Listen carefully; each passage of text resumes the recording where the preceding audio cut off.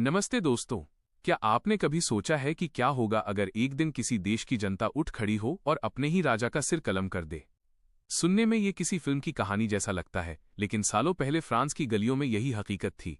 आज हम बात करेंगे फ्रेंच रिवॉल्यूशन यानी फ्रांसीसी क्रांति की, जिसने न सिर्फ फ्रांस को बल्कि पूरी दुनिया के सोचने का तरीका ही बदल दिया। ये कहानी शुरू होती है 1780 के दशक में, जब फ्रांस का समाज 3 हिस्सों में बटा हुआ था। एक तरफ थे चर्च के लोग और रईस खानदान, जो मजे की जिंदगी जी रहे थे और कोई टैक्स नहीं देते थे। दूसरी तरफ थी आम जनता, किसान, मजदूर और छोटे दुकानदार, जिन पर टैक्स का सारा बोझ डाल दिया गया था। उस समय फ्रांस का राजा था लुई 16वां, जो अपनी ही ऐशो आराम की दुनिया में मस्त था, जबकि बाहर लोग भूख से मर रहे थे और रोटी की कीमतें आसमान छू रही थीं। गुस्सा तब और बढ़ गया जब जनता को लगा कि उनकी आवाज सुनने वाला कोई नहीं है।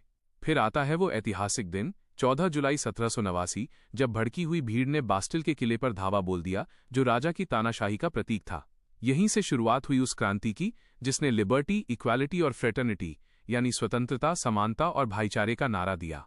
राजा और रानी को महल छोड़कर भागना पड़ा और बाद में उन्हें सरेआम फांसी दे दी गई। लेकिन दोस्तों, ये क्रांति इतनी भी सीधी नहीं थी।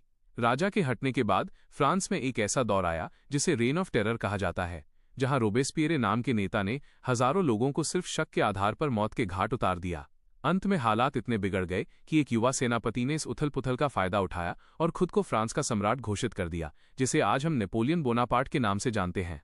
इस पूरी क्रांति ने हमें सिखाया कि जब अन्याय हद से बढ़ जाता है तो बदलाव की लहर को रोकना नामुमकिन हो जाता है।